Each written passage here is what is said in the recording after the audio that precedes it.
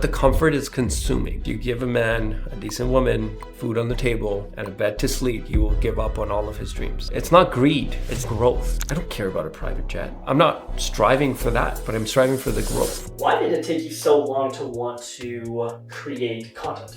Fear. You can have dreams as long as they're not shared with the world. They don't have to come to fruition. Is there something in your life that you wanted but too scared to get, and then so you dropped it? The conversation in my mind with some of my close ones is always what's next. The voice inside me that cries the loudest when I get questioned, what do you want to do, is help people. The desire to see others succeed is more rewarding at this point in my life than any financial success. And keep in mind, financial success is important, but the most amount of happiness I get is when a team member of mine closes a deal. I don't gain much from that. It's more so, hey, we did this. And the voice has always been, you've been blessed with everything you asked for. You have a beautiful family, you have a house, financial success. You have everything you asked for. When is it time for you to help people? If it's not now. I've always quieted that side because I didn't feel ready or comfortable to put myself out there. Being in business exposes you to all kinds of people, all kinds of scrutiny. Competition is gruesome. Experiencing financial success exposes you the envy and the jealousy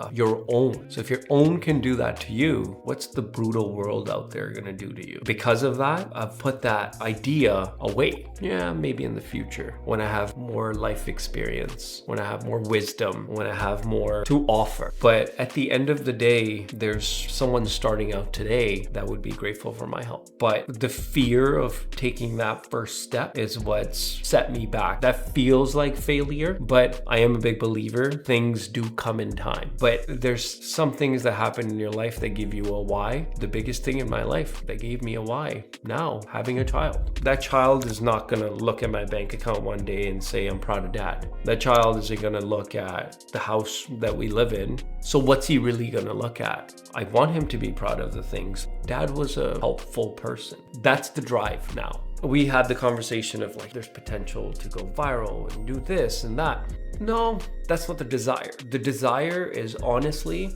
if someone can call me and say, hey, I see that you've been doing that, man. Can I ask you for some advice? To me, that will be success today. Why do you think right now is the time? Because you said there's a time for everything. So the time for me to do this prompted by my why. The one thing no one talks about, or very few people talk about having children, is you question your mortality. Today, I'm 35 years old. My son is 5 months. By the time he's 25, I will be 60 years old. What do I do to make him proud in those years? Because if no one else watches this, I will love it for it to be just for him. How living in comfort actually stunts your growth. What would you want to tell, like obviously your son, but like just entrepreneurs or anyone out there that's seeking that advice? Like, I want to grow, right now I'm comfortable. Well, the cliche is growth is out of your comfort zone. It's okay to be comfortable, to take a step from the craze, to recalibrate, to rest, to refresh. But the comfort is consuming. You give a man, a decent woman, food on the table, and a bed to sleep, he will give up on all of his dreams. That holds true every level of success. So I could have settled for my $60,000 a year salary, would have had a company car, probably would be up to 6 figures, buy myself a house, have a family, pretty comfortable, be good.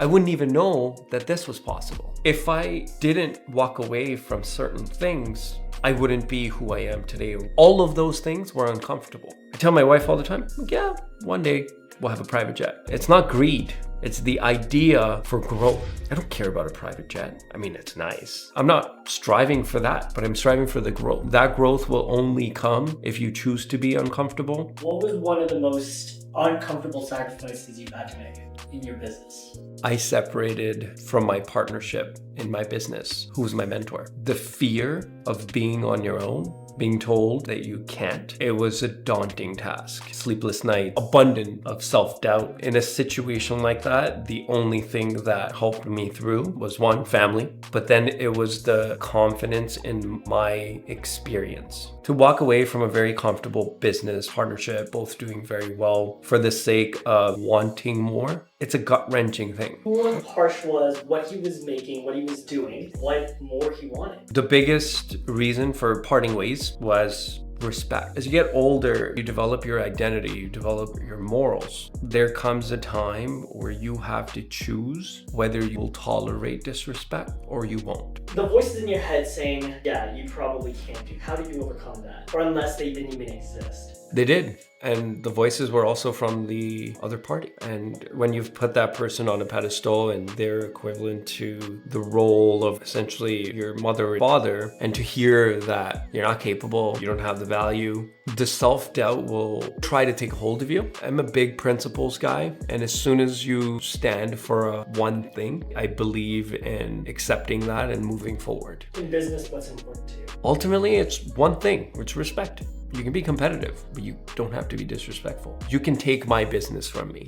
I will shake your hand because you earned it. You did better than me in that. This respect aspect only comes once you've built your identity. It is an ego. Ego demands respect. Ego also demands attention. You can't expect to be respected if you've never delivered on anything. There's a lot of sacrifice and deliverance on my end, and I just felt that the respect wasn't reciprocated. The way I see it is the price of respect was discomfort. Yeah. Was it worth it?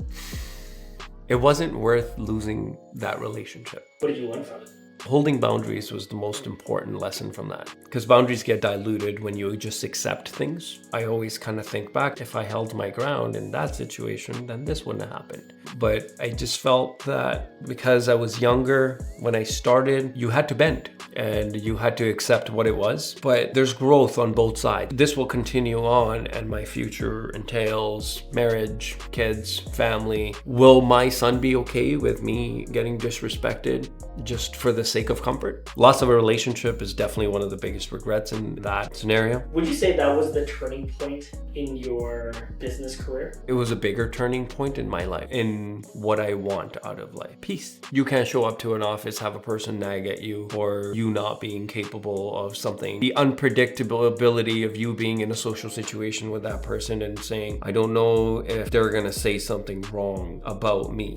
You can't do that if you want to be a self-respected person. It's like kind of being in a toxic relationship, right? Fight, you cry, you get back together. Fight, you cry, you get back together. It's just that vicious cycle, but like you hold on to the memory of the good time. Hold on to the little moments that you had before all of that started. You have to know when to walk away. Unfortunately, it required a sacrifice of a relationship, and which was a great one. If it wasn't for her, I wouldn't be who I am.